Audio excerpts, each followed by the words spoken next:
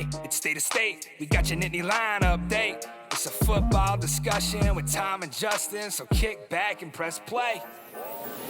Hi, everyone, and welcome to State of State, a Penn State football show. I'm Tom Hannafin. He is Thomas Frank Carr of Blue White Illustrated, which is also of On 3, my special guest today. It's been a whirlwind month, as you can imagine, for Penn State football, for good folks at Blue White Illustrated, for us here at State of State. A little housekeeping for us here on State of State, and then I'll allow T. Frank to do some housekeeping here in just a moment. Justin King, unfortunately, will not be joining us for the remainder of the football season, is doing his best to support his father, who is currently the interim head football coach for Penn State, Terry Smith. So as of later on this week, covering State of State for the remainder of the season will be Deon Butler, former Penn State wide receiver. So very excited to have the Penn State legend join us for the remainder of this season. So we'll have a full preview of Penn State versus Ohio State later on this week. And then, of course, game recaps. So it'll be myself and Deon Butler for the rest of the season. So thank you to Deon, and our best to Terry Smith and Justin King as all of this stuff is going on with the Penn State football team. Meanwhile, you, T. Frank, are right in the middle of all of it, covering it for Blue White Illustrated. And I believe you guys are running a $1 for 7 days promotion. Yeah, just $1 to join us, try us out for a week, get in that coaching search. We update the hot board, I think, once a week or about that. I don't know if it's 10 days. Fitz takes care of that. So we get you the information. Here's the thing.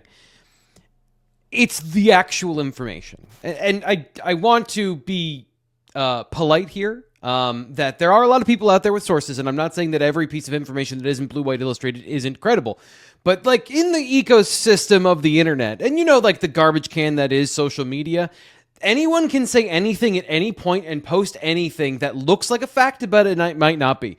You wouldn't believe the number of people that have been like, hey, is this true? And it's a Facebook post that's AI generated slop that is nothing. So like in these trying times, when you don't know what is actual truth and fact, we have reporters whose job it is to do that. And I'm here to promote them and that idea, because I would be lost without them. So Nate Bauer, Sean Fitz, Ryan Snyder, Greg Pickle, they do an amazing job. And I just wanted to, for the coaching search and all that information that's out there, what's real, what's not, I think Nate's been doing an amazing job of giving people the facts and not trying to spin up things when there aren't things, but genuinely delivering information when it happens. You guys do an awesome job as someone who is a career speculator, and this is my opinion from 1,000 miles away. I appreciate the hard work that you guys are doing. And just for the record, T. Frank, just so you should know this, I did a live episode of State of State not too long ago, and there was a request for a episode much like this, where it was you and I coming together again, and another name, Landon Tengwall. So I don't understand how I would be dragged into that conversation of intelligent bald men like yourself and Landon who actually know what they're talking about, and then just me being like, what do they do on third down? That's interesting, So I always appreciate getting to talk to people like yourself and Landon, and Fitz is a big wrestling guy, so I love Fitz.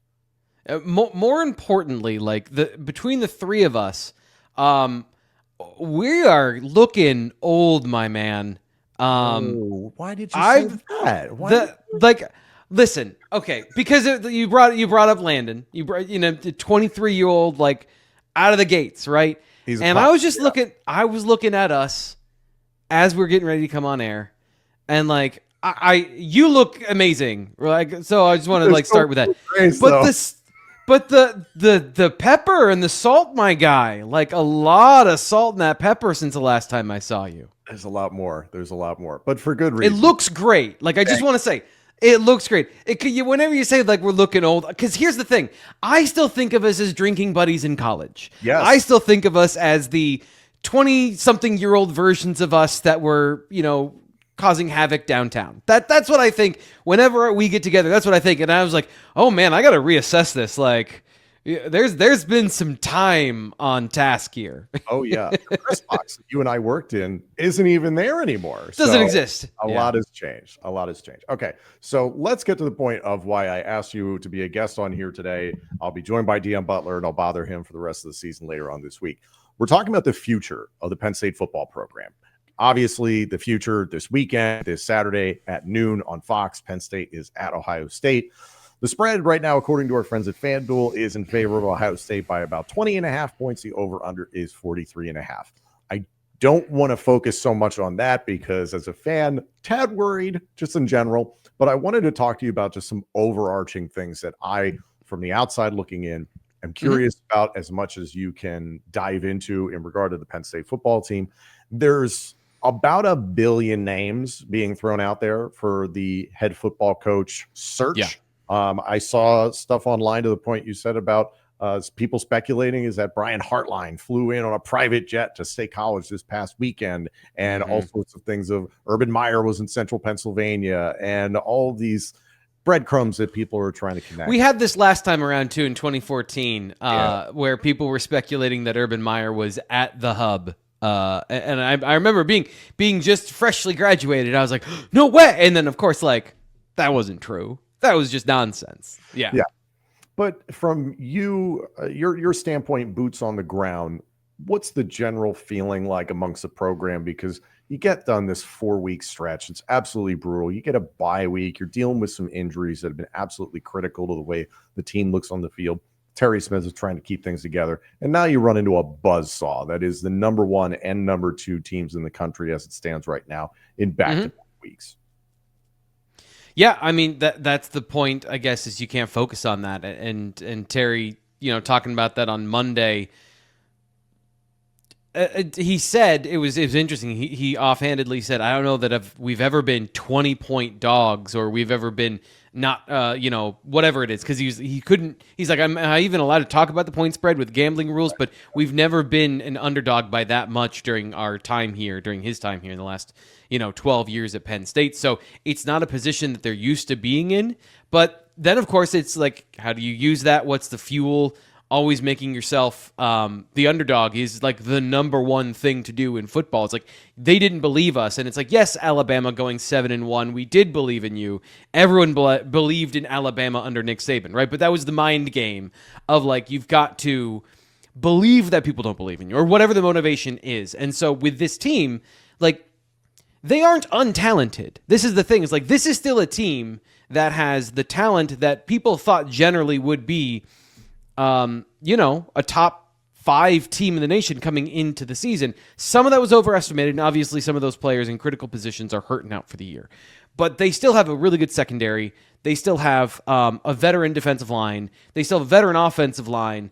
So I think you just got to lean on those things and lean on the things that you believe in and you're good at, and then try to work around your weaknesses. And that's, basically like, it was the most football coach, defensive coordinator press conference that I've been to in a while when he spoke on Monday, of like all the things he was talking about, leaning into the run game.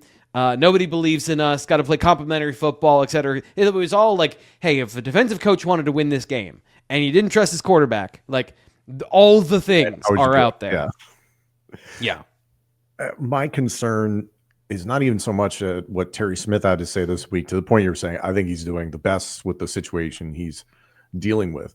I look at what Andy Kotelnicki said last week in his press conference, and flat out to say, I don't know what is wrong with the offense is not really a great answer from your offensive coordinator. I will protect him to a degree and understand that when you look at a given play, there's so many things that are wrong. Where do you even begin to correct it has got to be the mountain he is attempting to scale, and then trying to piece together this offense without Drew Aller, with some injuries along the offensive line that have been instrumental. We understand Vega Ioane and Cooper Cousins should be back this week against Ohio State. Yeah. Hopefully that helps a little bit. But the one thing that's jumped out to me is Andy Kotelnicki and Terry Smith earlier on this week basically saying, we're going to stick to this 2-quarterback system, which Kotelnicki used at Kansas. Yeah. Terry Smith said he thought it worked against Iowa. I don't know if I agree with that. I really don't think it worked. I don't think there was a need for Jackson Smolik to have a package. Okay. There's a lot to unpack there. First thing is, let's rewind to the Andy Kotelnicki part. And watching him answer that question and just generally knowing or empathizing with the person in the seat. And you can do the same thing with James Franklin, same thing with Terry Smith. Do you think he doesn't know, or do you think he doesn't want to say? Do you think he doesn't want to say, hey, these receivers aren't as good as we thought they were going to be? Or do you think he's going to be brutally honest and say, I miscalculated how to use them? I think that when you say I don't know, and then he goes through explaining why he doesn't know, of like there's a million different pieces and all the things that he said after that of not being able to pinpoint one thing. Well, yeah, there's a couple of things you could pinpoint, but then you're throwing players under the bus, and this program doesn't do that. Yeah. Same thing when you're talking about the coach in the seat and Terry Smith in that head coaching seat. He's been asked multiple times about the deep passing game. He's been asked multiple times about the young players and trying to inject life, and his answers are always in the positive. We believe they can give us a spark. What does that mean? It means that the guys that are out there are not giving you a spark. And so, like, I have some opinions on this offense and the miscalculations about what they thought they were going to be and what they are, but they're not going to say that out loud. And then the second thing is the quarterback package. I do have to disagree with you. The quarterback package with Jackson Smolik did two things. Protected your actual starter, and I don't mean to say this as like he's cannon fodder, but that's kind of how they used him, to open up the run game for the offensive line. So it's not that they needed two quarterbacks. It's that they needed a quarterback to not be Ethan Grunkmeyer taking those hits, which is good that they did that because Jackson Smolik got hurt in the game and they had to abandon that package. But in that package, they were able to rip off a 29-yard run, an 11-yard run, a 9-yard run. The option on those plays did present the opportunity to get Katron Allen some big plays. It made Iowa go into a cover zero look, which then when you do that, you create seams in the defense and suddenly you can hit a big run. The problem, as you're astutely pointing out, is that if you had that plus a passing option, then you have an explosive offense that you would have seen at Kansas. But this is also the dual nature of it, of why are there so many quarterbacks hurt? Why has Andy Kotelnicki gone to so many quarterbacks over the time? There is an inherent risk of running your quarterback and having athletic guys out in space. Now, it's unfair to say, like, Drew Allen got hurt on a scramble. And it's not like he got hurt running the football in a traditional run play. But it did happen when he left the pocket. And so, like, there are those aspects of this offense that are real things they have to manage. And as much as to now put a bow on it, like going back to, are you really going to say what you think? I don't think there's any possible way they can have a two-quarterback system with your second quarterback.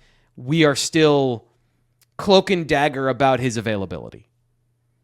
I don't see a way in which Jackson Smolik not 100% goes out there and is running the football. Maybe I'm wrong, and maybe they do that, and that would be wild. State of State is a proud supporter of Blue White Outfitters. Blue White Outfitters was created as a retail shop meant to highlight the confidence, competitiveness, and fearlessness of the elite athletes found throughout the history of Penn State University. Check out their Lockdown U and Lawn Boys merchandise today. All sales from Blue White Outfitters directly benefit Penn State student athletes. Also, official State of State merchandise is available now. Support the show and grab State of State t-shirts, hoodies, hats, and more. Visit www.bluewhiteoutfitters.com today. State of State, a Penn State football show, is presented by Delete Me. Delete Me makes it easy, quick, and safe to remove your personal data online at a time when surveillance and data breaches are common enough to make everyone vulnerable.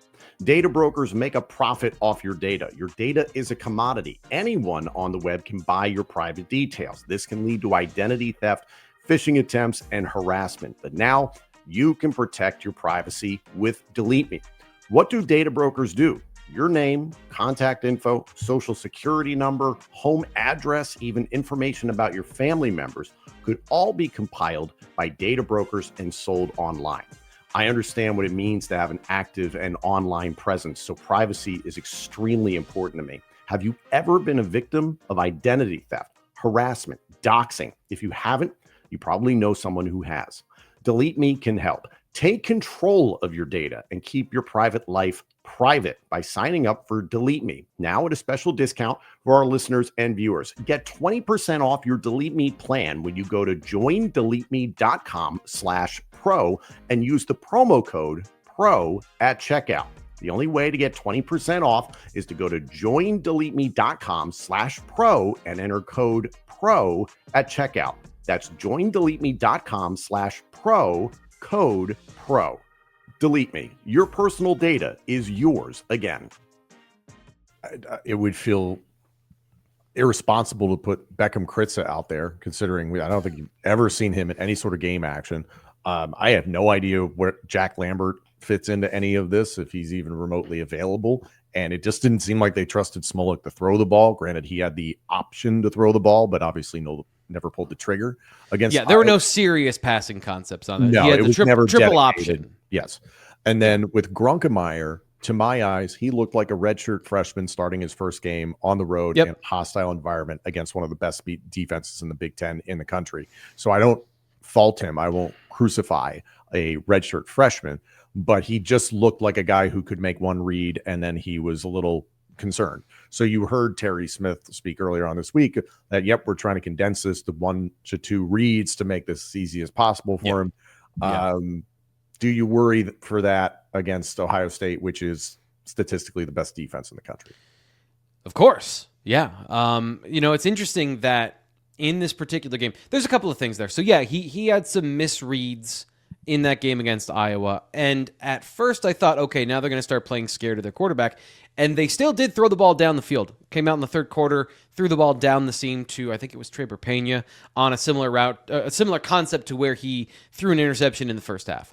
That deep interception. Ethan Grunkemeyer is kind of a one-read quarterback in that he is a quick decision maker. He is, going to be decisive, and sometimes that'll bite you going the wrong way. And I guess that the positive spin is that is lean into that. You are probably not getting to your third read against Ohio State anyway. Most times you're not getting to your third read. The point that Ethan has to get to is to be comfortable making those reads and not rushing through everything. There were some times that I thought he was either rushing through his progressions and just looked unsettled in the pocket, right?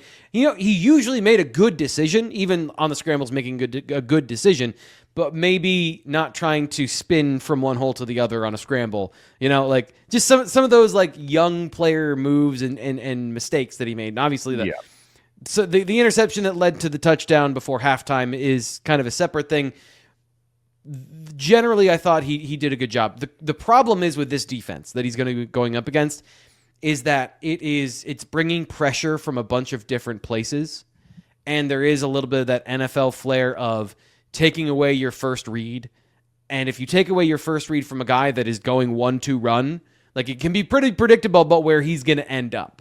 And so that's where I would say combo or coverages where he's not expecting something, them spitting to something he hasn't seen before, or that idea of take away the first read. If you deny it at all costs, he's not going to find the other thing on the other side of the field. So yeah, there is a situation where this could get pretty ugly schematically for Penn State, if that's the case. In terms of some of the weapons that he has at his disposal against Ohio State, what he had against Iowa, I have a myriad of questions. This wide receiver corps. The 3 transfers. Can we just no? Let me get it out because the tone and everything. Okay, I've been sitting on this for a couple of weeks now because there's so much that has come out since James Franklin has been fired, which was inevitable that you were going to hear a lot more information now that the quote unquote king is dead.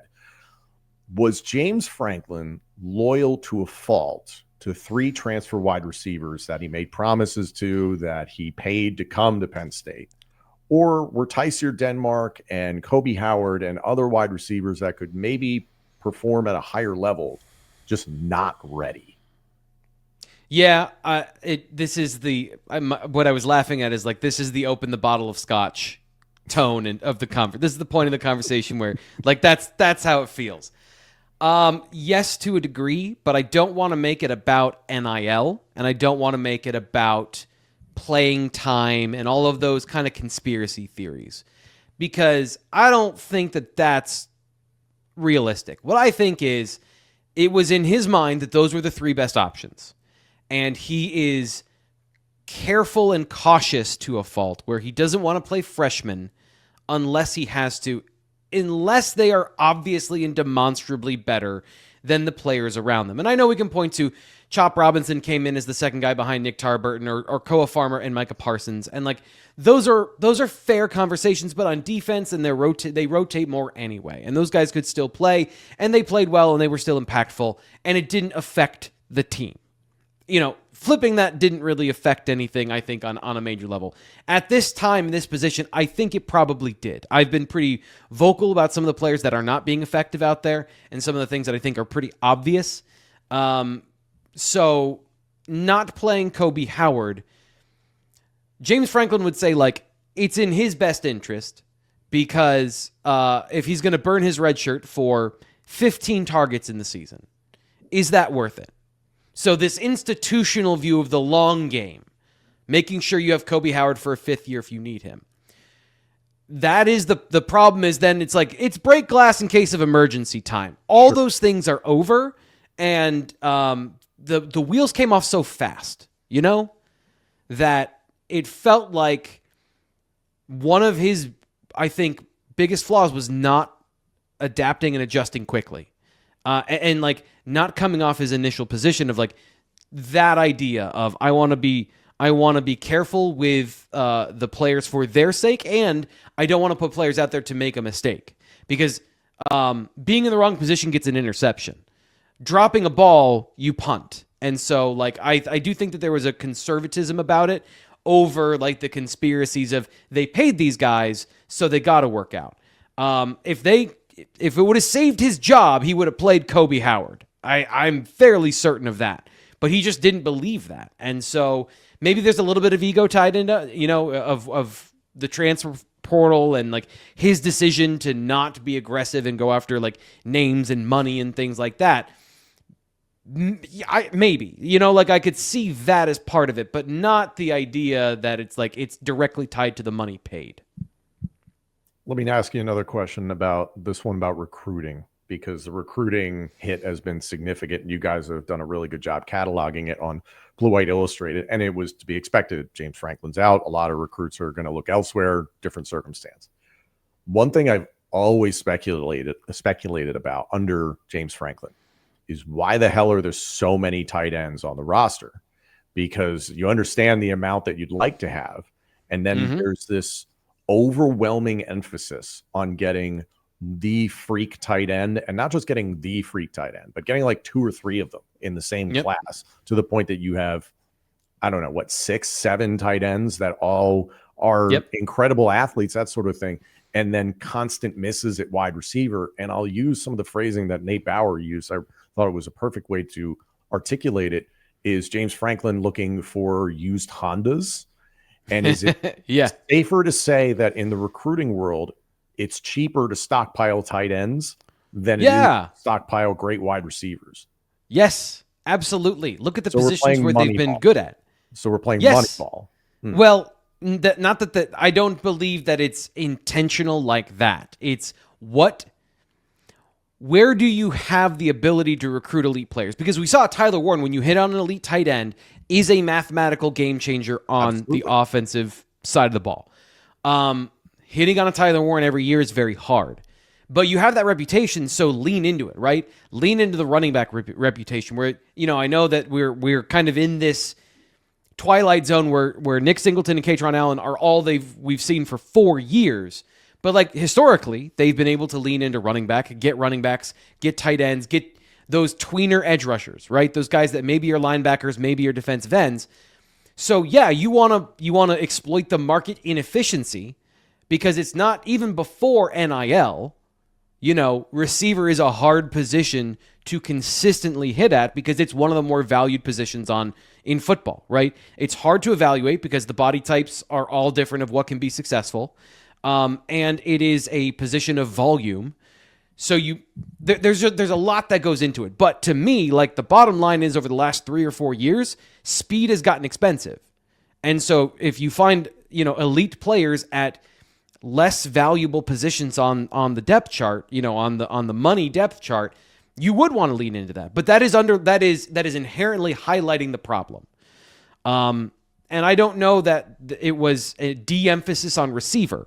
It was just the reality that they've been dealt, of how they wanted to go about it, of not being a team that's going to splash money or upset the priorities of the room in order to get one guy. But the problem is, like, It's not basketball where you get one guy and suddenly your entire team is different.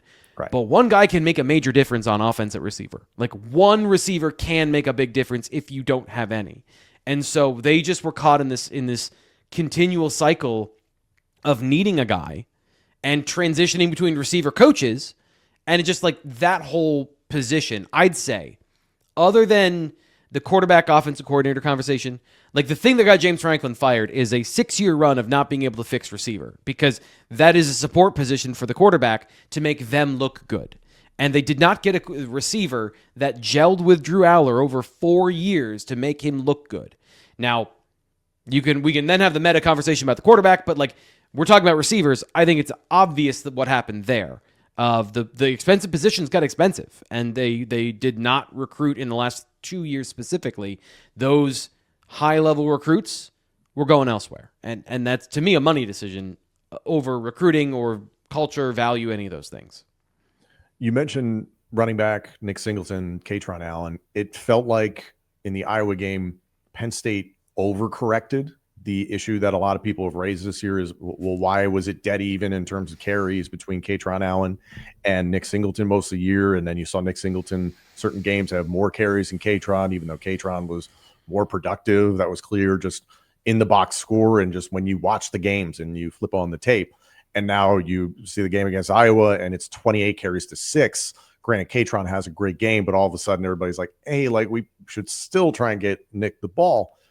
Did Nick, under the different tutelage with Juwan Sider leaving and Stan Drayton coming in, did he hit a wall with the learning curve, or is it just like, hey, we've got to figure out ways to utilize this guy? Or I don't know. What are you seeing as a problem?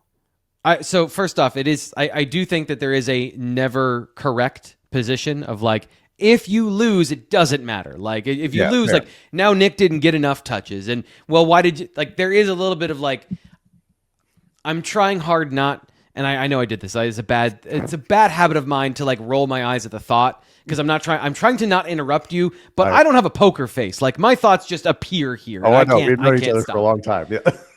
So like it is a little ridiculous of like, this is what you wanted. This is what everyone was yelling for, was Katron Allen to be the running back one, full stop. And he was productive, and it was worth it, I think, in that situation. The problem with Nick Singleton is absolutely tunnel vision. So to answer that part of your question, Stan Drayton has been for a very long time all about teaching the running back to read the front like an offensive lineman. And so where the defensive tackles and linebackers are by alignment and angles and those things will determine where the hole is going to end up. And it is like when you watch film like that, you can almost see it. You can almost predict where the hole is going to end up.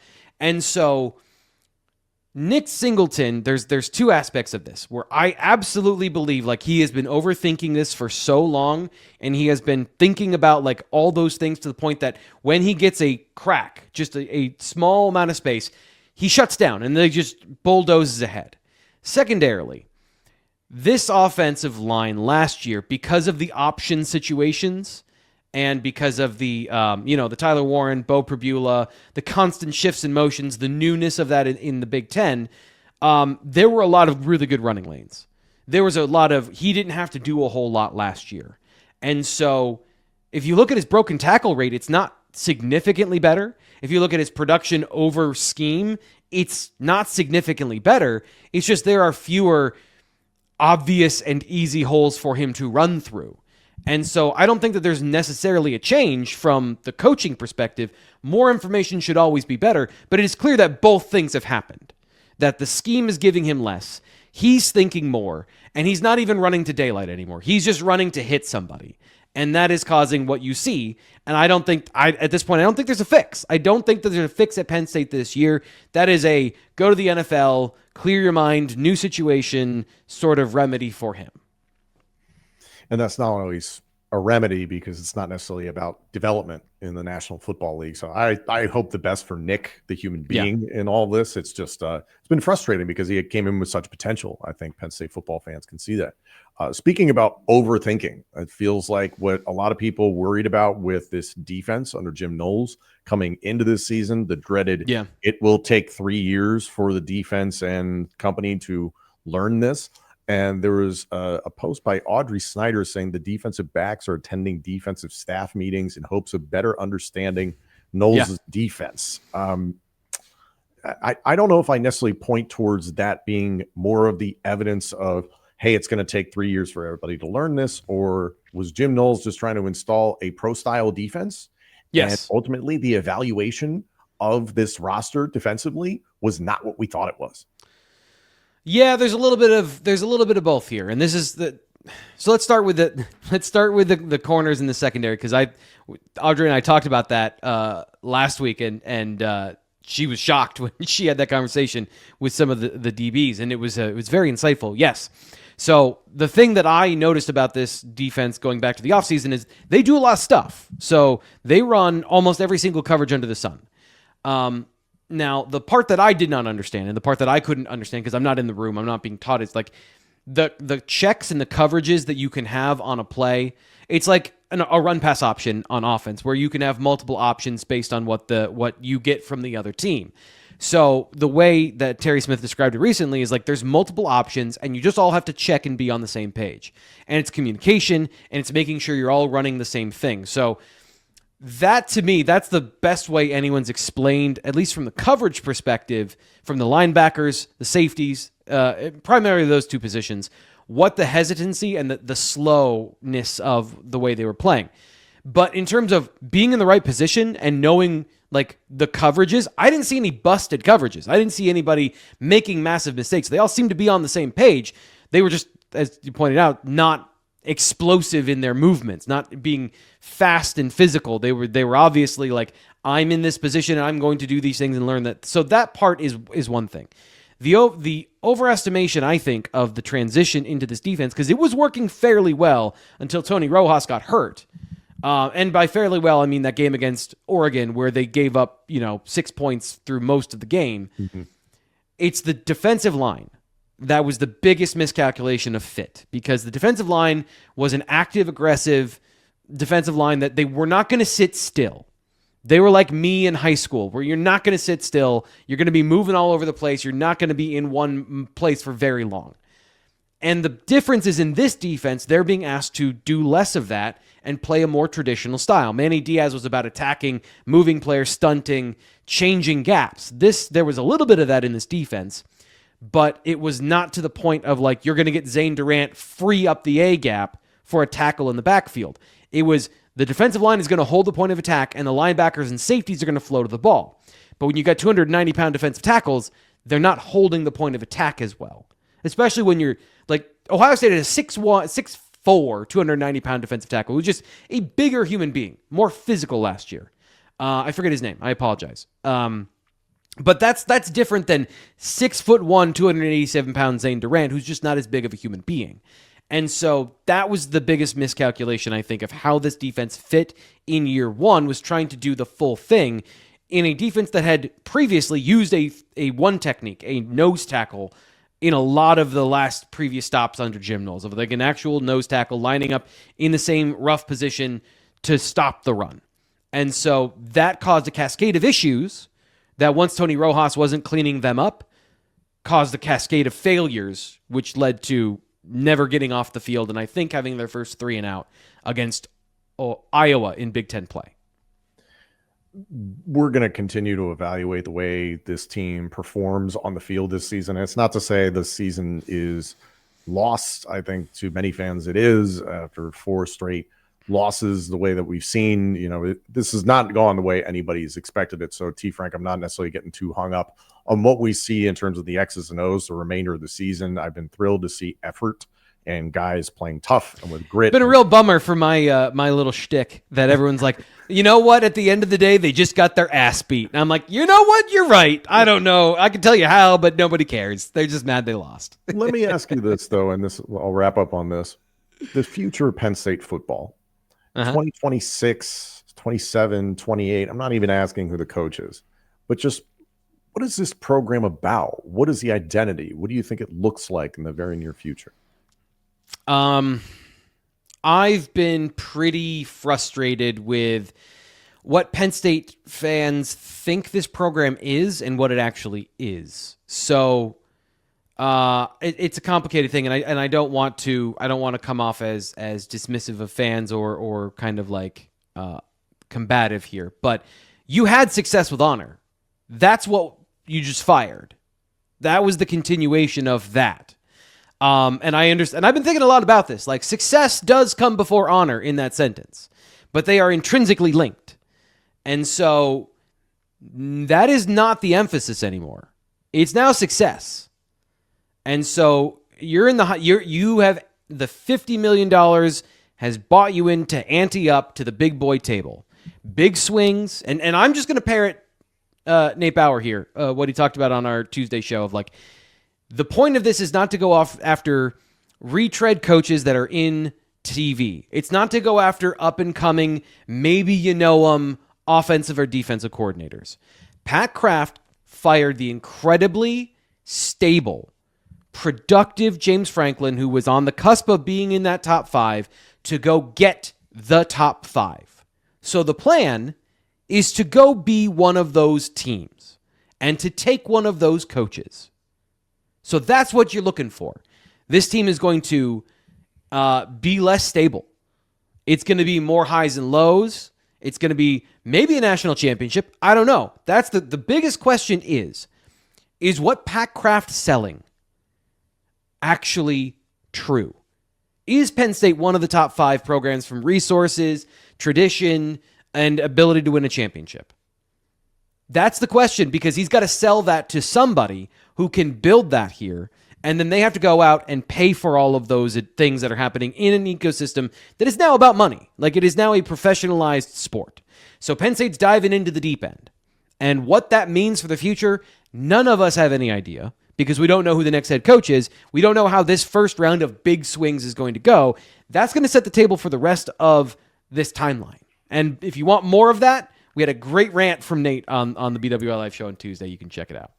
And for just $1, you can get 7 days of access to Blue White Illustrated. You can hear more from everybody at Blue White Illustrated, including the incredible Thomas Frank Carr, T. Frank, my dear friend from our days back at Penn State. And by the way, for just 99 cents a month, you can get all upcoming and past episodes of State of State ad-free on our YouTube channel. So not to combat your shtick or your pitch, but like just saying. And we're going to have Dion later on this week. Yeah. And for the remainder of the season. So we're excited about that. T. Frank. I've caught 0 touchdowns in college. I can't compete. You and me both. I'm Tom Hannafin. He is Thomas Frank Carr. T. Frank, thank you for coming on. Sincerely appreciate it. This has been State of State, a Penn State football show presented by FanDuel. Thank you all so much for joining us. This episode and our entire library of shows is available now on YouTube, Apple Podcasts, Spotify, and wherever else you get your podcasts. Please like, comment, subscribe, rate us, and turn on notifications. Follow us on social media at State of State Pod. Comment on our YouTube channel. And if you haven't done so already, you can become a member of our YouTube channel. For just 99 cents a month, you can get all upcoming episodes of State of State, plus our entire members-only playlist, ad-free, commercial-free. Hit the join button on our homepage or follow the link in the description of this podcast. State of State is presented by FanDuel.